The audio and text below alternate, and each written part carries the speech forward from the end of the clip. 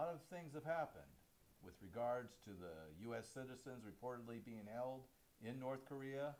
We're having very substantial talks with North Korea, and a lot of things have already happened with respect to the U.S. hostages. He said, I think you're going to see some very good things happening. I hope so. We need some good happenings here in 2018. It's time for a change. And it's a miracle that this is finally happening with North Korea.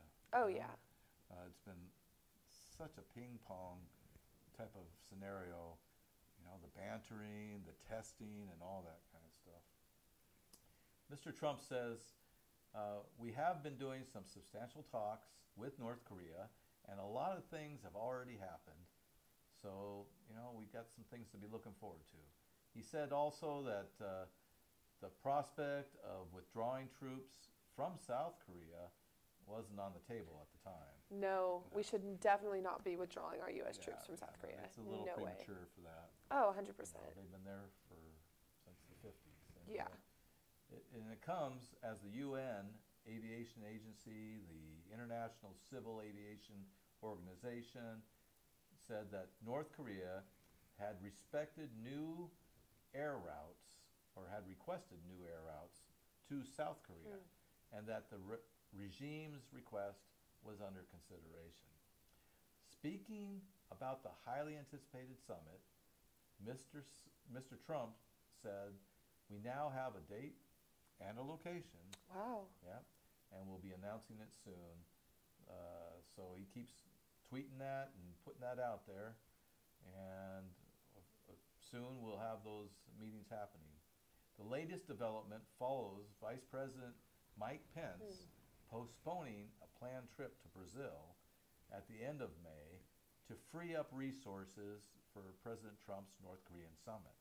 Oh, wow. Yeah, so that's saying some pretty substantial things are happening. Definitely. Yeah. In March, Mr. Trump hailed the great progress made by North Korea after he said he agreed to meet with Kim Jong-un by May of this year. So that's this month. Let's get some balls rolling, and let's see what happens. See what we can talk about and changes that can be made. Yeah. And again, he had confirmed on Twitter that a meeting was being planned despite the two leaders trading insults for months and the economic sanctions on North Korea being ramped up in response to the nuclear weapons program that North Korea was doing. Mr. Trump previously had threatened fire and fury in response to the threats from North Korea, but then Mr. Trump also referred to the North Korean leader as a little rocket man. Oh my gosh. Oh my gosh. It's kind of surprising that we haven't had anything happen, but I'm grateful that we haven't. Yeah, me too, 100%. So another location that we've been keeping an eye on is Argentina. They have really been struggling down there. Oh, 100%. Yeah. So what's happening down there? Why Argentina's economy is in trouble again. Ian King, business presenter, a modernizing president, seemed to be addressing the country's problems, but a new crisis has seen rates hiked to record levels. This wasn't supposed to be happening to Argentina. The election 3 years ago of the modernizer Mauricio Macri as president was hailed as proof that was once Latin America's richest economy was getting back on its feet. Wow. Now, after the country's central bank raised interest rates for the third time in a week, it does not feel like that.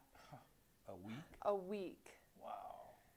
Inflation, a perennial bugbear for Argentina, is running at an annual rate of 25.4%, compared with the central bank's target of 15%. While the local currency, the peso, is in free fall. This time last year, it cost 15 pesos to buy $1 US. Today, it costs nearly 22. Man, yeah. How would you be able to do that if tomorrow your dollar was only worth 70 cents? I'd be dirt poor. Yeah. I would not be able to afford anything, my car payment, my rent. The poor people there in Argentina, I mean, that's really must be hurting them. hurting them so bad. Yeah.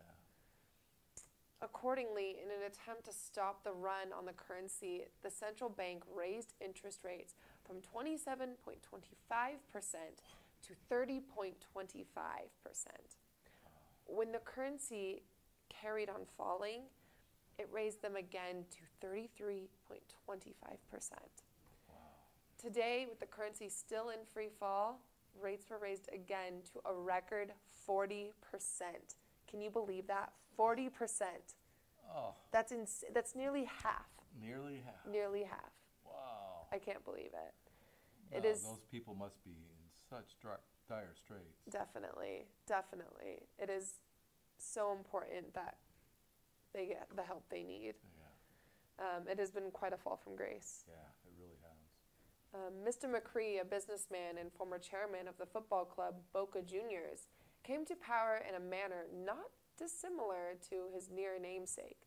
Francis Emmanuel Macron, with a new center-right party called Cambiemos, Let's Change. Yeah. And I think that's true. I think it's time for a change. I think it's time for something to happen, and I think it's time that we Something take positive, steps. let's hope, huh? Exactly, something positive. Yeah. Exactly. Promising to shake the economy from the bedraggled state to which it had been reduced by his left-wing predecessor, Cristina Fernandez de Kirchner, his first move was to overhaul the country's official statistics, which had been distorted enormously to hide the weak state of the economy. Mrs. Kirchner, protectionist policies and tariffs were dismantled, and foreign investors who had been scared off were welcomed back. Well, that might be a help. Hopefully. Let's Yeah, hope. You need that fresh money to keep coming in. Exactly. We need new currency, and we need help from other countries. Yeah, yeah. However, such was the dire state of the public finances, Mr. McCree was forced to introduce austerity measures to bring down a budget deficit that had been ballooned under Ms. Kirchner. This was difficult and painful. Argentina froze the gas prices, electricity, and water in 2002, sparking a collapse in investment, leaving the country's power networks in a dilapidated state. Wow. From being an exporter of energy, Argentina became an importer, while much public spending, instead of going on investment in infrastructure, Wow. was blown on energy, subsidized to households, and in corrupt payments. Other changes which also courted unpopularity included reforms to pensions. This was highly necessary. Before Ms. Kirchner came to power, Social Security payouts, including pensions, consumed around 1/3 of the government's budget. Now, after years of Ms. Kirchner bringing voters with borrowing money, it consumes nearly half of the budget. Progress was being made. Argentina's economy has grown by 3% in each of the last 3 years. A lot of the corruption under Ms. Kirchner has been removed, and the prices of energy and transport are now closer to their market rate rather than being artificially depressed. Wow, that sounds good. Exactly. Yeah. I feel like Argentina's coming up a little bit more. Yeah, you got to be able to have the markets move so that you can have people willing to bring their money in. You got to have a free flow so that they can get out of their Exactly. their Exactly. inflation there. 100%. I completely agree.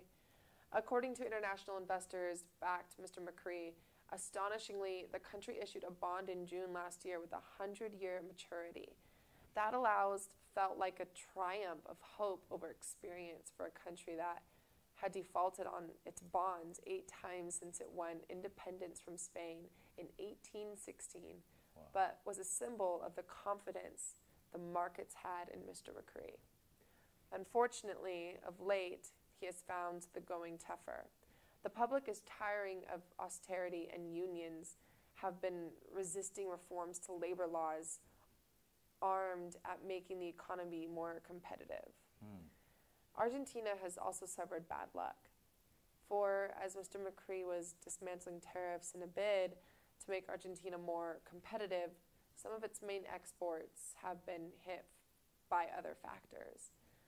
A drought and subsequent crop has hit production of soybeans, one of Argentina's leading exports. And everybody in the world is using nowadays in almost every product that there is. Exactly. And so now it's way more expensive to make. Yeah. And you can never anticipate fully these storms that are going to knock out certain crops. no. I mean, we have the same thing happen in Florida when we lose late freezes and lose oranges and such. Exactly. One of Argentina's leading exports, depriving the economy of a key weapon in the battle to bring down its budget deficit. Production of processed plums and peaches, another key export, has also been hit by the drought. Adding to the pain has been the rise in the US dollar, a frequent cause of pain to emerging market economies such as Argentina, which often denominate their debts in the greenback. Yeah. An estimated 100 billion has been borrowed during the past 2 years. When the dollar rises against the peso, the cost of servicing the debt goes up, while investors holding peso denominated assets demand a greater return for the risk of holding them. That has sparked the run on currencies seen this month, only this month. Wow. For older investors, the whole saga is reminiscent of the Mexican crisis in 1994 and the Asian crisis in 1997. A little before your time. Yeah, just a little bit. Not much, but a little bit. But they've been going on. Things like this are the ebb and flow. The idea is, let's get these things resolved. Exactly. You know? Exactly. Have you been hearing about what's been happening in Hawaii with the lava flows? Yes. Yeah. Oh my gosh. Our next story that we're going to share with you is about the Big Island having lava spills into the streets after volcanoes are erupting. A notice was issued in April for Kalapia, one of the world's most active volcanoes, which has been erupting since 1983. Hawaii's Kalapia volcano erupted, has destroyed 21 homes. I heard it's up to about 24 now. Oh my gosh. And forced thousands to flee as the lava spewed more than 200 feet into the air. They're saying that it's just opening up in different parts of the ground. That's insane. And just causing different spurts to shoot out the lava. I think the reason is, though, is because California hasn't getting the earthquakes like we've been needing. We haven't been getting our frequently small earthquakes, and I think it's been building up so much that finally we're getting big earth movements and big earthquakes, which is causing volcanoes that haven't erupted in hundreds of years are finally being Well, that's opened. what they're also feeling here, is they're feeling numerous earthquakes, many of them over 6.5.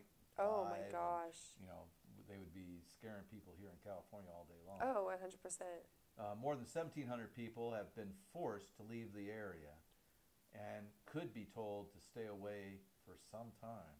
Officials said that decimating homes were in the Leilani Estate subdivision and were molten rock, toxin gas, and streams of bursting lava. The heat, I would say, it's what I'm feeling. I'm standing 20 feet. I couldn't imagine walking down the street and all of a sudden lava spewing out of the road. Like that's... The ground just starts to open up. They have an earthquake. Ground opens up and it starts coming through, as the audience is seeing in some of these videos that we're sharing. And then Hawaiian County spokesman Janet Snyder said that the number of destroyed homes could rise. Well, I would think so at this point. Yeah. Because there's no sign of it slowing down right now. No. This is heartbreaking, she said. A school teacher and a single mother of two said her 3-bedroom house in Leilani Estates was destroyed by the lava. There was some streams rising from all parts of her yard, but everything looked fine initially, but then it was on fire. Oh my gosh. On Saturday morning, she received alerts from her security system that motion sensors throughout the house had been triggered. Lava eventually covered her property. Man, that would be scary.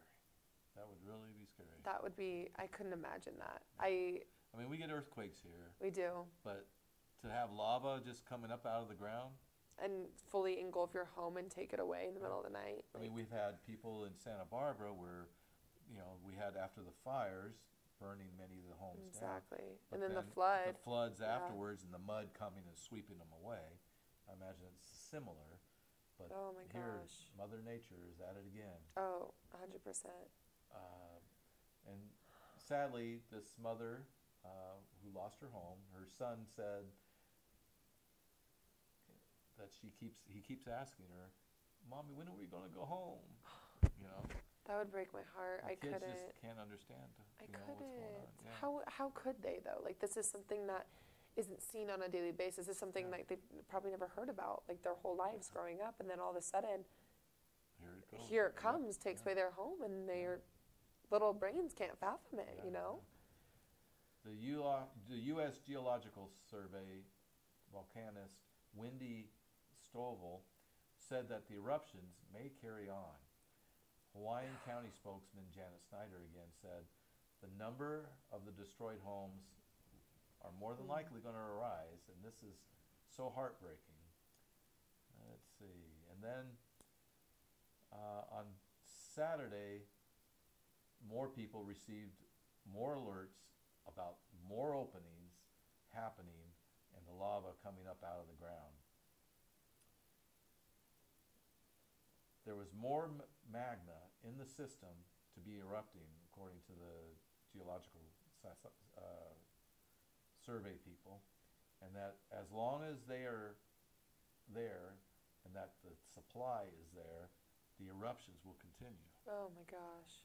She said that about 240 people and 90 pets spent Saturday night in shelters.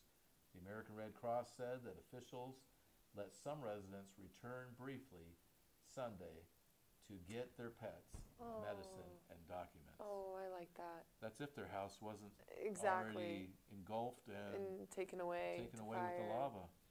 Oh my gosh! But the fact that they were allowed to even go back and try and Yeah. look for that, Yeah. that's a blessing. Yeah.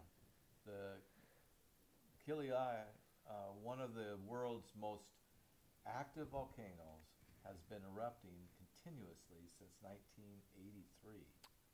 The USGS, Hawaiian's Volcano Observatory, issued a notice in mid-April that there were signs of pressure building in the underground magma and that a new vent could form on the zone and long what was going to happen.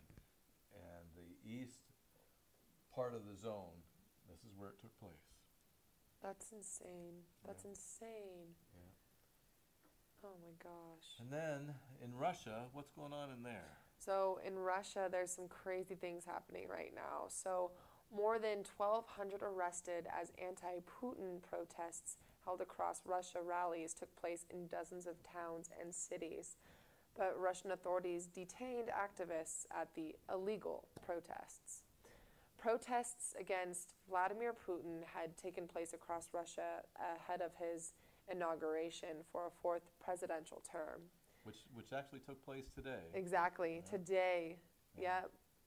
With more than 1,200 people arrested, police removed Russian opposition leader Alexei Navalny from a rally in Moscow's Pushkin Square, carrying him off by his arms and his legs. Could you imagine being grabbed by your arms and your legs and escorted away from somewhere? Yeah. Could you imagine Hillary Clinton or whoever the opponent would have been to the person who won the presidency being carried off like that? No, I couldn't. That wouldn't happen here. That would not happen here. No. Let's And if pray it never did, does. yeah, Yeah. fingers crossed. Officers used batons against protesters, with many in the crowd chanting, "Putin is a thief," and "Russia will be free." Part of St. Petersburg's famous Avenue Nevsky Prospect was blocked off by police as a crowd of roughly 1,000 demonstrators marched through the city. Wow. The country's interior ministry said about half of the 1,200 arrests happened in Moscow, but monitoring group OVD Info put the number at more than 1,600 across 20 cities. Well, the government wants to keep those numbers down. They don't want everybody knowing that there is such a large group protesting. Exactly. So authorities will cut that in half. Yeah, which they pretty much did. Exactly. Yeah. Mr. Putin's critics say he is more of a Tsar than a democratic leader. Diana Magnay have Russia's anti-Putin protests gone stale. Mr. Navalny, who has been repeatedly detained and jailed for organizing protests, published a message ahead of the marches saying, "If you think that he is not our Tsar, take to the streets of your cities. We will force the authorities, made up of swindlers and thieves, to reckon with the millions of citizens who did not vote for Putin." Mr. Navalny called for rallies in more than 90 towns and cities, including Moscow and St. Petersburg.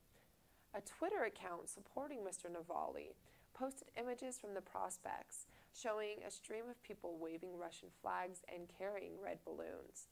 The authorities regard most of the protests as illegal, arguing that their time and place was not agreed with them beforehand.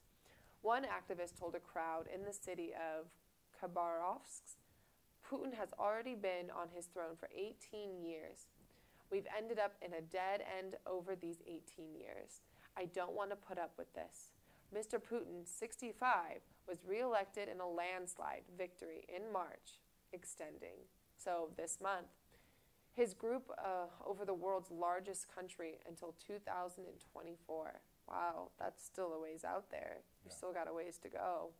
He will be inaugurated on Monday. So today, he has been in power either as president or prime minister since the year 2000. His victory makes him the longest-lasting leader since Soviet dictator Joseph Stalin, who ruled for nearly 30 years. Could you imagine having a president for 30 years? No. One single guy? And the problem is the way that it's being done. Mm-hmm. You know, the corruption, the fixing of them, you know, the locking up his opponents. Yeah. You know, those kind of things, we can't have that going on. No, 100%. No. 100%. I could not imagine that happening in the U.S. right now, and we're kind of heading that way, and it's kind of scary. Yeah, it never does. Oh, 100%. Apparently, Mr. Putin boasts an approval rating of around 80%. He is backed by state TV and the ruling party.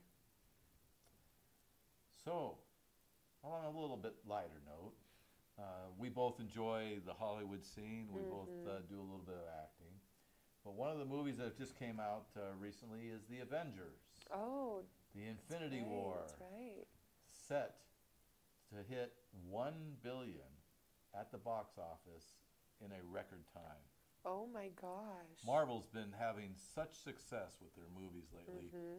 One right after another hitting well into the high numbers there. Yeah, well, they're awesome movies. Got great cast and everything in them. Yeah. Star Wars: The Force Awakens holds the current record for the fastest to 1 billion, having done it in just 12 days. Oh my gosh, 12 days? Yeah, but it looks like the Avengers are going to do it in A lesser amount of time. 7 days. Oh, or wow. something. The Avengers: Infinity War is set for another milestone and edges towards becoming the fastest film in history to reach 1 billion at the global box office. Marvel Studios' latest superhero epic enjoyed the biggest opening weekend on record following its highly anticipated release last Thursday. And since then, it has climbed to a total gross of $905 million. Oh my gosh. And that, oh in my one weekend. gosh. One weekend. That is insane. That figure was recorded after U.S. cinemas closed on Thursday.